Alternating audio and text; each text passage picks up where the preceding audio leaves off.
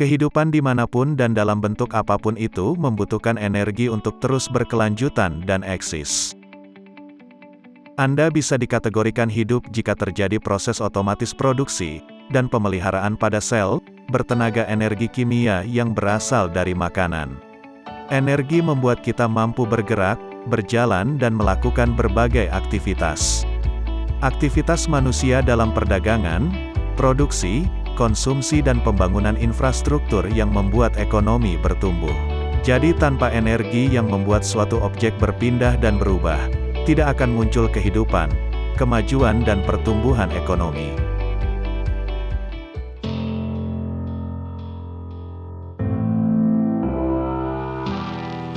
Tahun 1990 ketika China masih mengisolasi diri dari negara luar dengan politik tirai bambunya, produksi barang dan konsumsi energi masih sangat rendah, pertumbuhan ekonominya pun pas-pasan, ratusan juta warganya hidup di bawah garis kemiskinan. Roda kehidupan berputar, nasib China berubah 180 derajat pasca bergabung dengan WTO dan liberalisasi ekonomi. Investor asing masuk, dan menjadikan China sebagai basis manufaktur dunia, lapangan pekerjaan bertambah, kesejahteraan masyarakat pun naik. Kesejahteraan rakyat yang dilandasi pertumbuhan ekonomi yang memakan banyak energi dibayar oleh harga yang sangat mahal. Penggunaan energi berbasis pembangkit tenaga listrik berbahan bakar fosil seperti gas, minyak dan batu bara menurunkan kualitas udara sampai pada level yang berbahaya bagi kesehatan manusia dan mempercepat pemanasan global. Perubahan iklim tidak hanya sekedar tentang percepatan kenaikan suhu rata-rata global, melelehnya es di Antartika, beruang kutub kehilangan rumahnya dan kenaikan air laut yang bisa mengakibatkan puluhan kota tepi pantai terendam air. Akan tetapi juga dampak tidak langsung seperti kekeringan, kelaparan, angin puting beliung dan hujan berintensitas tinggi dan gelombang panas. Bagaimana kita tahu bahwa emisi karbon dioksida yang menyebabkan percepatan pemanasan global? Tahun 1856, Ernest Newton Vaux seorang saintis mengadakan eksperimen efek pemanasan matahari pada gas yang berbeda. Dia membagi dua tabung, yang satu berisi udara biasa, sisanya diisi karbon dioksida. Di bawah paparan sinar matahari, tabung yang berisi karbon dioksida mengalami percepatan kenaikan suhu. Dari percobaan itulah dia menyimpulkan bahwa konsentrasi CO2 di udara dapat meningkatkan suhu global, karena CO2 memerangkap radiasi panas matahari di dalam atmosfer bumi. Bagaikan makan buah si malakama, energi memang sangat kita butuhkan untuk hidup dan sejahtera. Akan tetapi penggunaan energi berbasis bahan bakar fosil yang mengeluarkan emisi karbon dioksida bisa mengakibatkan kematian massal secara perlahan. Kenaikan suhu 2 derajat saja bisa membuat es gunung Himalaya mencair. Ratusan jutaan orang kehilangan sumber air minum bersih. Tekanan suhu udara yang tinggi di laut karena Arktik mencair bisa membuat intensitas angin puting beliung meningkat. Menimbang dampak jangka panjang yang ditimbulkan dari akumulasi CO2 di udara, tidak ada upaya lain, selain menurunkan konsentrasi CO2 di atmosfer dengan berbagai cara sehingga suhu udara tidak mengalami kenaikan melebihi 1,5 derajat Celcius. Lebih dari setengah dari total emisi karbon dioksida disumbang sektor transportasi dan pembangkit listrik. Peralihan dari kendaraan bertenaga fosil ke mobil listrik atau hidrogen menjadi solusi paling rasional karena ekosistemnya sudah terbentuk.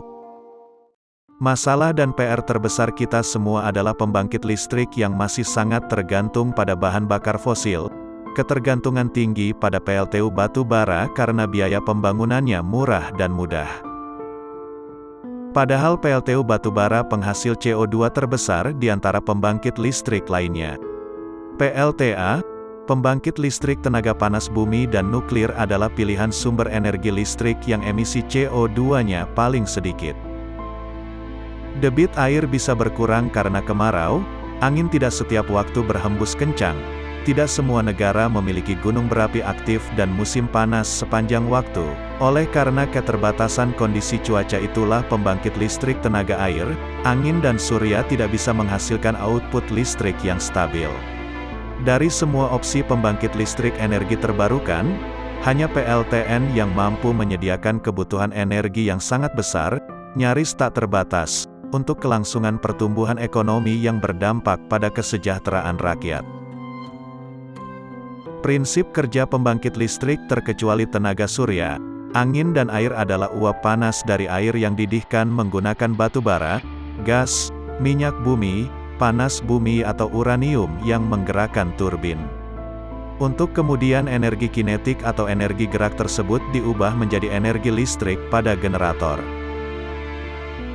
Sebagai perbandingan, kepadatan energi batu bara sebesar 24 MJ per kilogram, minyak bumi dan produk turunannya antara 44 sampai 46 MJ per kilogram, densitas energi fosil sangat jauh di bawah uranium sebesar 3.900.000 MJ per kilogram.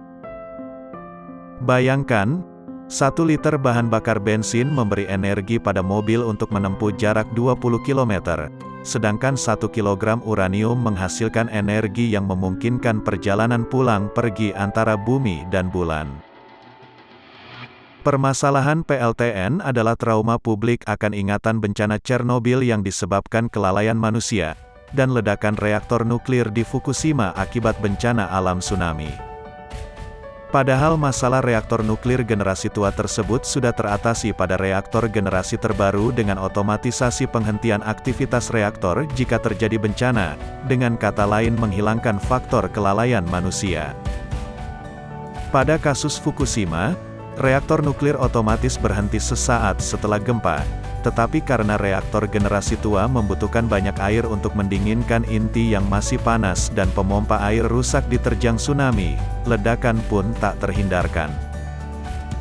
Masalah ini pun sudah bisa diatasi oleh generasi 4 terbaru reaktor nuklir yang tidak tergantung pada volume air yang banyak untuk mendinginkan inti. Beberapa gas seperti hidrogen, helium, dan lain sebagainya bisa digunakan sebagai pendingin. Keamanan reaktor nuklir generasi terbaru sudah terjamin. Sampah radioaktif bisa didaur ulang untuk digunakan kembali. Reaktor nuklir dalam bentuk skala kecil atau small modular reactor bisa fleksibel dibangun di mana saja dalam tempo singkat. Meskipun biaya pembangunan nuklir konvensional sangat mahal dan memakan waktu lama, akan tetapi dalam jangka panjang, nilai ekonominya jauh di atas PLTU batu bara, menguntungkan dan bebas emisi karbon. Nuklir memproduksi energi yang hampir tiada batas, untuk pertumbuhan ekonomi dan kesejahteraan yang berkelanjutan. Jika Anda ingin menguasai dunia, kuasailah sains dan teknologi, dan kuasailah sumber energi yang besar supaya sains tech bisa berkembang.